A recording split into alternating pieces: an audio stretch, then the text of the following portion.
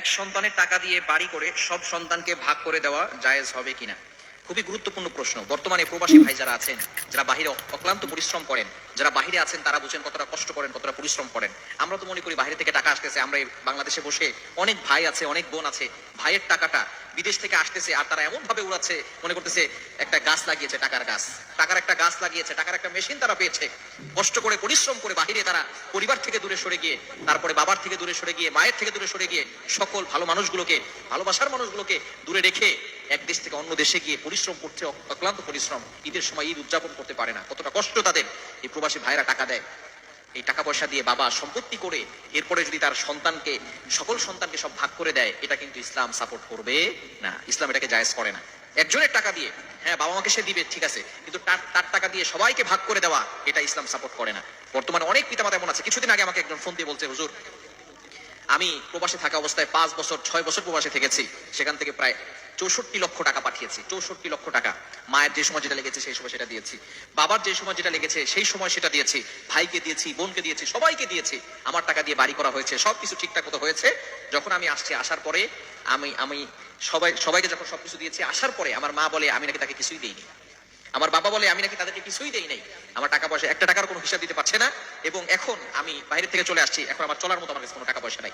এজন্য প্রবাসী ভাইরা যারা আছেন, অনেক কষ্ট করেন, অনেক পরিশ্রম করেন, আপনার নিজের জন্য কিছু করবেন। অবশ্যই আপনার নিজের জন্য কিছু করবেন। অবশ্যই বাবা মাকে দিবেন, মাকে দিবেন, বাবাকে দিবেন, আপনার ভাইকে দিবেন, আপনার বোনকে দিবেন। আপনার টাকা আপনি ইনকাম করছেন, আপনার পরিশ্রমের টাকা আপনি সবাইকে দিবেন, কোনো সমস্যা নাই। তবে আপনি নিজের জন্য কিছু করবেন, কারণ টাকা পয়সা না থাকলে কিন্তু আপনি কঠিন বিপদে পড়ে যাবেন। টাকা পয়সা না থাকলে আপনাকে কেউ পাত্তা দিবে না। বর্তমানে একটা কথা আছে, টাকা পয়সা না থাকলে ছেলেমেয়েরাও আব্বা বলে ডাকে না। হ্যাঁ, আমাদের আশেপাশে কিছু বাচ্চারা বলে আর কি, যে টাকা পয়সা না থাকলে কি করে না, ছেলেমেয়েরাও বাবা বলে ডাকে না। তো টাকা পয়সার দরকার আছে। আপনি অসুস্থ হয়ে পড়বেন, লক্ষ টাকার দরকার, 1 লক্ষ 2 লক্ষ টাকা লাগবে আপনার চিকিৎসার জন্য, তখন আপনার কাছে কেউ আসবে না টাকা দিতে। এজন্য আপনার নিজের কিছু দরকার আছে, নিজের কিছু প্রয়োজন আছে। আপনি আপনার বউকেও বিশ্বাস করবেন না, আপনার বাবা মাকেও সম্পূর্ণ টাকা দিয়ে দিবেন না। হ্যাঁ, বাবা মাকে দিবেন, তবে সম্পূর্ণ টাকা নয়। অনেক প্রবাসী ভাইরা আছেন, বউকে সব টাকা দিয়ে দিছে, সব টাকা বউর অ্যাকাউন্টে পাঠাইছে, বউ আরেকজনকে নিয়ে ভাগালপুর। আছে না নাই?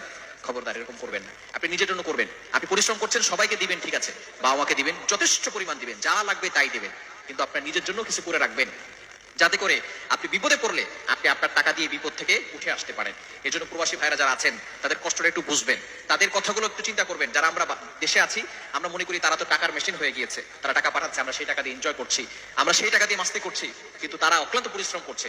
এজন্য কোনো সন্তান যদি বাইরে থেকে টাকা পাঠায়, নিজে ইনকাম করে, এবং সেই টাকা দিয়ে কোনো বাবা যদি সম্পত্তি করে, ওই সম্পত্তির ভাগ সকলকে দেওয়া, ইসলাম এটাকে সাপোর্ট করে না। এটা তার অধিকার, তার হক, তার অধিকার। হ্যাঁ, সেই ভাই যদি বলে আমি সবাইকে দিব, এক সন্তানের টাকা দিয়ে বাড়ি করে সব সন্তানকে ভাগ করে দেওয়া জায়েজ হবে কিনা?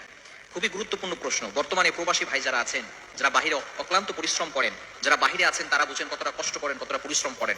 আমরা তো মনে করি বাইরে থেকে টাকা আসতেছে, আমরা এই বাংলাদেশে বসে অনেক ভাই আছে, অনেক বোন আছে, ভাইয়ের টাকাটা বিদেশ থেকে আসতেছে আর তারা এমন ভাবে উড়াচ্ছে, মনে করতেছে একটা